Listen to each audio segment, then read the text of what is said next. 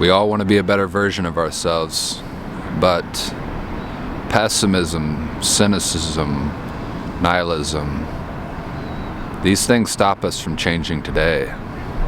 The pessimism of, I'm as good as I need to be, or even, I've gone too far down the wrong path. There isn't hope for me to become the best version of myself, so there's no point.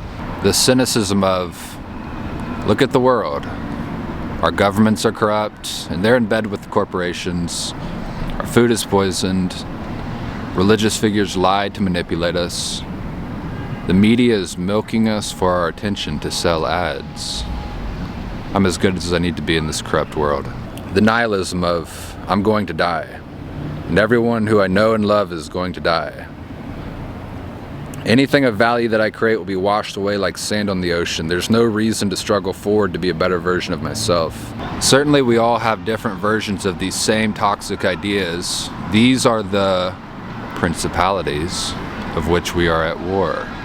So what does it look like when you are not the best version of yourself? Where do you place your attention to see it and correct it? I've thought of it incorrectly as simply improvement of mind, body, and spirit. Improve your mind by reading and writing. Improve your body through lifting weights, running long distances, eating healthy foods. Improve your spirit by praying to God and listening intently to those you love and your enemies, and strengthen relationships. I've tried to engage in these positive habits for so long, yet I'll succeed for a short time and then fall backwards. It's beyond frustrating because it's like I'm trapped in a glass dome and can't rise up and truly be a better version of myself. So I began to pray fervently. God, give me clarity. I know the best version of myself doesn't exist in the future. That is, I know I have everything I need today, so why do I feel inadequate? What I meant by this prayer is this: money in the future won't solve my problems. Being jacked won't solve my problems. Being well-read, being respected by others, none of this will solve my issue. These are good. These are accumulated when you walk along the way, but they in themselves won't save me. I know what I need exists in the present moment and it's available now, but for some reason, I'm blind to it. So I'm praying daily, I'm writing thousands of words with an excruciating need to see where I'm wrong. It's interesting that I was praying to see because it's as though I was praying for sight while squeezing my eyes shut. As I'm writing, I look over my long and short-term goals.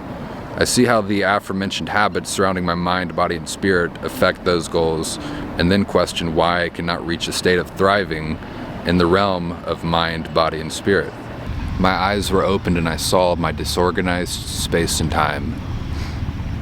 I saw that my nutrition was inevitably falling off because it was an unnecessary struggle for me to make my own food. When I didn't make my own food, I'd have less energy to work out and get worse sleep. In the lack of energy, it was harder to read, and in that culmination, I'd fight like mad to write, yet the result was thousands of words of chaos. Then I worked backwards and realized if I made my food in the back of my vehicle rather than the front, it wouldn't be a problem at all. Yet the reason why I hadn't done so is because my space was a mess. My problem is so simple. I have to make my bed. I don't need to be a surgeon with my time. I just need to write down everything that I need to do the night before by order of importance. That way all I have to do is execute. If your space is disorganized, your mind will be in chaos.